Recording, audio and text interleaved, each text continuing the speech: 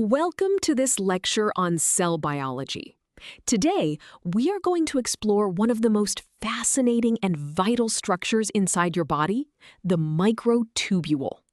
If you have ever wondered how a single microscopic cell manages to organize itself, divide perfectly in two, or transport materials across vast cellular distances, you are in the right place.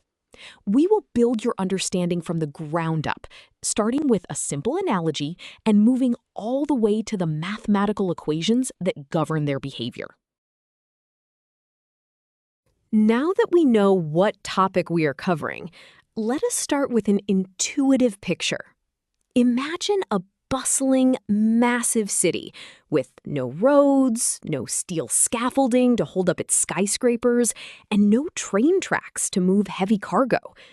That city would instantly collapse into a disorganized pile of rubble. In the microscopic world, your cells face the exact same logistical problem. To solve this, the cell builds an incredible network of microscopic steel girders and highways. These are the microtubules. Without them, your cells would be shapeless blobs, completely unable to function or survive. Building on that city analogy, let us look at how these cellular steel girders are actually constructed. In formal biological terms, microtubules are hollow, cylindrical structures. They are built from repeating building blocks called tubulin dimers. Think of these dimers as individual bricks. Each brick is made of two closely related proteins bound together, alpha-tubulin and beta-tubulin. These bricks stack end to end to form long, linear strands known as protofilaments. Typically, 13 of these protofilaments wrap around side by side to form a hollow tube with an outer diameter of about 25 nanometers. It is a masterpiece of biological engineering. Understanding how they are built leads us to a crucial feature of their design: structural polarity. Because of how the alpha and beta tubulin proteins stack, the two ends of the tube are not identical.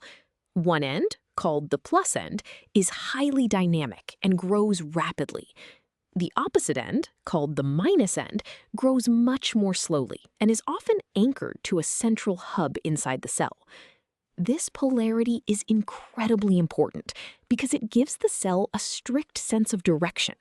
It acts like a compass, allowing motor proteins to know exactly which way to walk when carrying cargo. Now that we understand their structure and polarity, let us explore why they matter so much in human health. First and foremost, microtubules are the fundamental machinery behind cell division. They form a structure called the mitotic spindle, which physically grabs and pulls your chromosomes apart so that one cell can safely become two. If this delicate process fails, cells can divide uncontrollably and become cancerous. This is exactly why many life-saving chemotherapy drugs, such as Taxol, specifically target and freeze microtubules. By stopping the microtubules from moving, the drug stops cancer cells in their tracks. Beyond cell division, these structures have another vital job. They act as the cellular railway system. Specialized motor proteins, named kinesin and dynein, literally walk along the microtubules, carrying essential nutrients and neurotransmitters from one end of a cell to the other.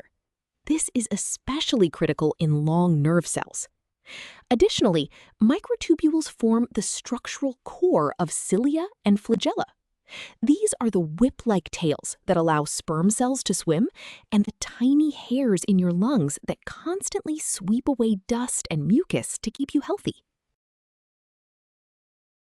To truly understand how microtubules function, we must look at the mathematics of their dynamic growth. These structures are not static. They constantly build up and break down in a process called dynamic instability.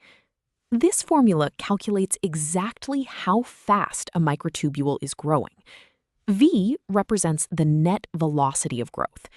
The symbol K on is the association rate constant, telling us how fast new pieces attach. C stands for the concentration of free tubulin floating in the cell. Finally, K off is the dissociation rate constant, representing how fast pieces naturally fall off. In plain English, the growth rate is simply the rate of pieces added minus the rate of pieces falling off. If the concentration C increases, the microtubule grows faster. If it drops, the subtraction dominates and it shrinks. Before we move on, let us see this formula in action with a concrete example. Imagine a cell with a free tubulin concentration of 2.5 micromolar. The association rate constant is 5.0, and the dissociation rate constant is 2.0. We are asked to calculate the net growth rate. First, we substitute our given values into the velocity equation. We multiply the on rate of 5.0 by the concentration of 2.5, which gives us 12.5. This means 12.5 dimers attach every second. Then we subtract the off rate of 2.0 to account for the pieces falling off. Our final answer is 10.5 dimers per second. Physically, this positive number means the microtubule is actively growing and extending its structural highway. Now that we have calculated growth, we must ask, is there a point where the microtubule neither grows nor shrinks? Yes, and this brings us to our second formula, the critical concentration, denoted as Cc. This is the exact concentration of free tubulin where the rate of addition perfectly equals the rate of loss, creating a dynamic equilibrium. The formula simply divides the off rate, K off, by the on rate, K on. If the actual cellular concentration is exactly equal to Cc, the net growth velocity is 0. If the cell produces more tubulin, so the concentration is greater than Cc, the microtubule will get longer. Conversely, if the available tubulin drops below Cc, the microtubule will break down and shrink. Let us apply this new concept to a laboratory scenario. Researchers observe a microtubule where dimers fall off the minus end at a steady rate of 4.0 per second. The binding rate constant is 0.8. We need to calculate the critical concentration required to keep this end perfectly stable. We set up our division by placing the dissociation rate of 4.0 in the numerator and the association rate of 0.8 in the denominator. Dividing these gives us a final answer of 5.0 micromolar. This means the laboratory solution must contain exactly 5.0 micromolar of free tubulin for the microtubule to remain at a constant length. Any less, and it dissolves. Any more, and it grows. To tie all these concepts together, let us look at this detailed diagram of a microtubule. Notice the main vertical structure.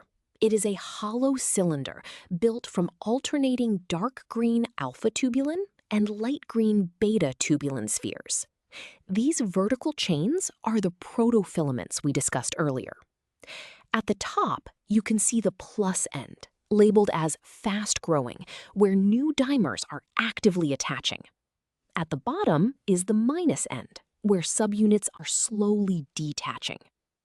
Finally, look at the cross-section on the right. It clearly shows the hollow center surrounded by exactly 13 subunits.